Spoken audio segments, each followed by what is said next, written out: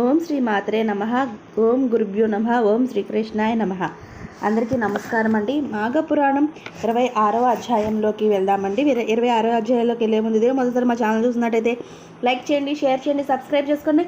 పక్కనే bell icon ఉంటుంది, దాన్ని ట్యాప్ చేసి ఆల్ అని బటన్ క్లిక్ చేస్తే మేము చేసే ప్రతి వీడియో మీకు నోటిఫికేషన్గా వస్తుంది. ఇక వీడియోలోకి వెళ్ళిపోదామండి. మాఘపురాణం 26వ అధ్యాయం పుణ్యక్షేత్రాల్లో నదీ స్నానము.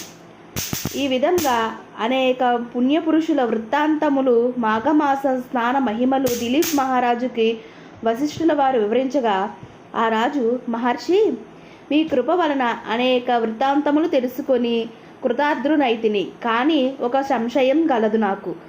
అది ఏమనగా, మాఘమాసమందు ఏ ఏ తీర్థాలు దర్శింపవలెనో ఏ సెలవివ్వండి అని వినమ్రుడై కోరగా, వశిష్ఠుల వారు మరలో ఇట్లు చెప్పిరి. దిలీప్ మహారాజా, మాఘమాసమందలి ఆసక్తి గలవారు ముఖ్యంగా తీర్థమహిమల గురించి వివరించదను, శ్రద్ధగా ఆలకింపుము.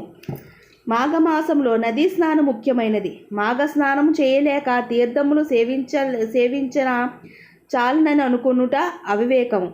ఏలననగా మాఘమాసంలో ఏ నదిలోనైనా నీరును గంగా నీటితో సమానము. అందుచేత ఆ మాసములో నదీ స్నానము సర్వపాపహరమైనది, అవశ్యమైనది కూడా. అటులనే ప్రయాగ అతి ముఖ్యమైన క్షేత్రం. ఈ భరతఖండంలో అతి ప్రధానమైన గంగా నది సముద్రంలో కలిసిన చోటు. మాఘమాస స్నానమాచరించిన 7 జన్మల పాపము నశించును.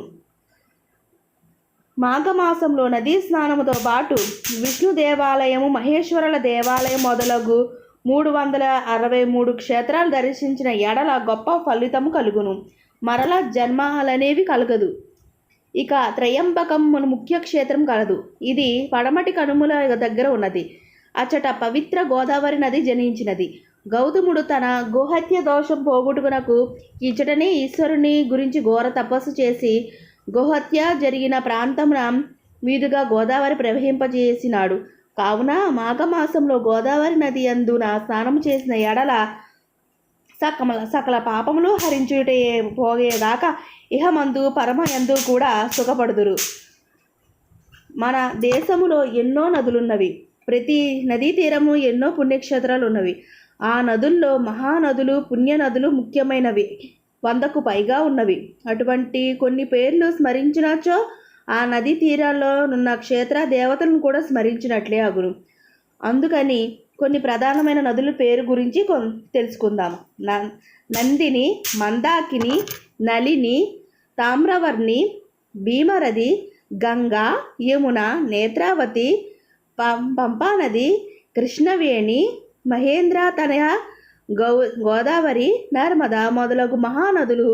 భగీరథి, గంగా, నర్మదా, యమున, సరస్వతి, కృష్ణవేణి, బహుదా, భీమరథి, తుంగభద్ర, రేణుక, మలహరహరి, కావేరి, కృపాతమాల, తామ్రపర్ణి, విశోక, కేశికి, గండకి, విచిత్రక, వశిష్ఠప్రవర, కశ్యపి, సరయు, సర్వపాపహరి, కుశపత్తి, పాల్గుని, కరోతోయ, పుణ్యద, ప్రణీత మొదలగు పుణ్యనదులు, మహానదులు చిరకాలము నుండి ప్రవహించుచున్నవి.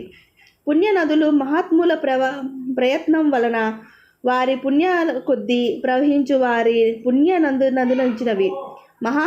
మహానదులు, పుణ్యనదులు 2 విశిష్ట లక్షణాలు కలిగిన గంగా, యమున మొదలైన నదులు మహానదులుగాను పుణ్యనదులుగాను అయి ఉండవచ్చు.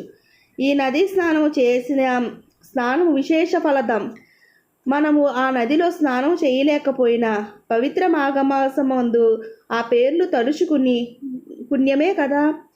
ఈ స్మరణ వలన ఆ నదులు, నదీ తీరములు ఎందున్న పవిత్ర దేవాలయములు కూడా స్మరించినట్లే అగును. గౌతమి నదిలో మరియు కొన్ని ప్రసిద్ధ మగు ఉపనదులు కూడా కలిసి ఉన్నాయి. తమ తమ స్నేహభావముతో చాటుకున్నవి. అటులనే వరం తప అనే ఉపనది ప్రవహించే చోట కూడా శివుడు లింగాకారముతో వెలిసి ఉన్నాడు. దానికి అవల బ్రహ్మ ప్రభావమున అను ఒక క్షేత్రం కలదు. ఆ క్షేత్రంలో బ్రహ్మహత్య పాపములన్నయూ సహితముగా పోగొట్టగలదు. ఇది వృత్తాంతము కలదు. సావధానుడై ఆలకింపుము. విష్ణుమూర్తి నాభి కమలమున పుట్టిన బ్రహ్మకు ఈశ్వరునికి 5 తలలు ఉండేవి. ఈశ్వరుడు పంచరుద్రుడు, త్రినేత్రుడు అనే పేర్లు కూడా కలవు. బ్రహ్మదేవుడు నాకు 5 తలలున్నవని, నేనే గొప్పవాడినని శివునితో వాదించను. ఇద్దరూ గర్వముతో వ్యవహరించినందున చిలికి వారిద్దరి మధ్య కలహము పెద్దదైనది. కడకు ఇద్దరు యుద్ధమే చెయ్యగా శివుడు బ్రహ్మ యొక్క తలను నరికి వేసెను. వెంటనే శివునకు బ్రహ్మహత్య పాతకము చుట్టుకున్నది. శివుడు భయపడి తాను నరికిన బ్రహ్మ తలను చేత పట్టుకుని ముల్లోకాలు తిరుగుచుండగా క్రమంగా చేతిలో ఉన్న బ్రహ్మ తలయే ఎండిపోయి పుర్రెకము అయినది. శివుడు సహజంగా అందమైన వాడు. అతడు భిక్షాటనకు వచ్చి భిక్షాం దేహి అనగా గృహిణులు భిక్షకు పట్టుకుని గుమ్మం కడకు రాగా శివుని జగన్మోహనాకారము చూసి మోహితులై భిక్ష వేసి శివుని వెంట పోయిచుండిరి. ఈ విచిత్ర మునీశ్వరుని చూచి కోపం కలవారైన తమ భార్యలను శివుని వెంట పోయి సహించలేక అతని పురుషత్వం నశించుగాక అని శపించిరి. ఈశ్వరుడు చేయనది లేక కింద పడిపోయిన ఆ లింగమునందే ఐక్యమైపోయినాడు. ఇటు శివలింగాకారముగా మారినది వలన ఆ లింగమే అమితమైన తేజస్సుతో ప్రకాశించుండెను. 1,000,000 సూర్యుల తేజస్సు కలిగి ప్రళయమున సంభవించినట్లు భయంకరముగా నుండెను.